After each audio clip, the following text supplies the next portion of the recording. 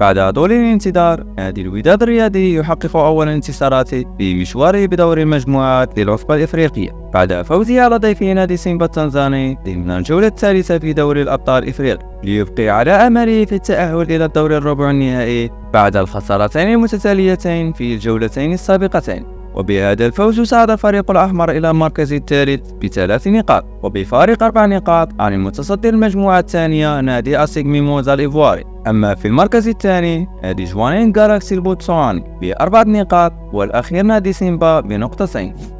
الرجاء الرياضي يواصل انتصارات في البطولة بهزم نادي نهضة أتلتيك زمامرة بنتيجة 2-0 ليعود الفريق الأخضر لصدارة الدوري المغربي مجددا برصيد 23 نقطة مناصفة مع نادي جيش الملكي. وعرف اللقاء تأخر الرجاء بأهداف سجله زكريا بحرو لصالح نهضة زمامرة قبل أن يدرك الفريق المضيف التعادل بعد دقائق قليلة عن طريق سابر بوغرين، وأضاف نوفل الزروني هدف الانتصار قبل نهاية الشوط الأول. يذكر أن الرجاء واصل سلسلة دون هزيمة بعد مرور 11 جولة هذا الموسم، بالإضافة إلى نادي نهضة بركان هو الآخر لم يتلقى الهزيمة. وفي المباراة الثانية مساء الأمس عاد نادي شباب سوالم الرياضي للانتصارات بعد 8 تعثرات بفوز على نادي اتحاد تورق الرياضي بهدف نظيف سجله اللاعب يونس ساغي.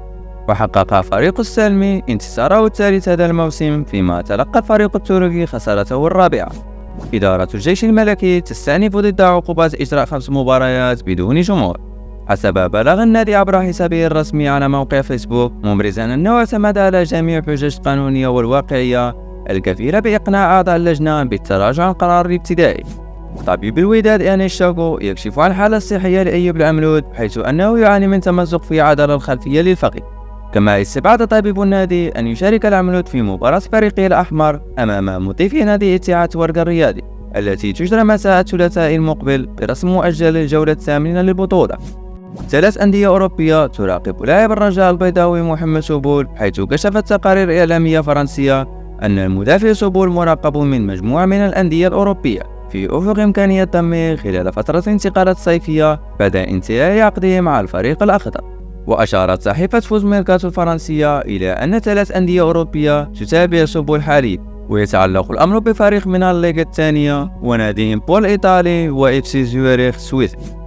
رفضت محكمة التحكيم الرياضية الطاس استئناف نادي الوداد الرياضي الذي تقدم به في قضية أمام لاعبه السابق النيجيري ميشيل باباتونتي، وفرضت على الفريق الأحمر دفع مبلغ قرابة 564 مليون سنتيم للاعب.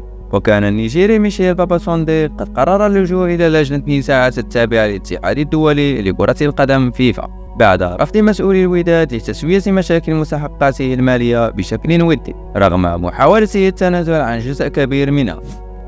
نهضة بركان يواجه نادي ديابل نوار الكونغولي مساء اليوم الأحد ضمن الجولة الثالثة من دور المجموعات لكأس الكونفدرالية الأفريقي. وكان فريق البركاني قد انتصر في الجولة الأولى والثانية أمام كل من سيخيخيون يونايتد جنوب الإفريقي وملعب المالي، ويحتل صدارة الترتيب برصيد 6 نقاط، فيما يحتل فريق ديابل نوار المركز الأخير ب0 نقطة.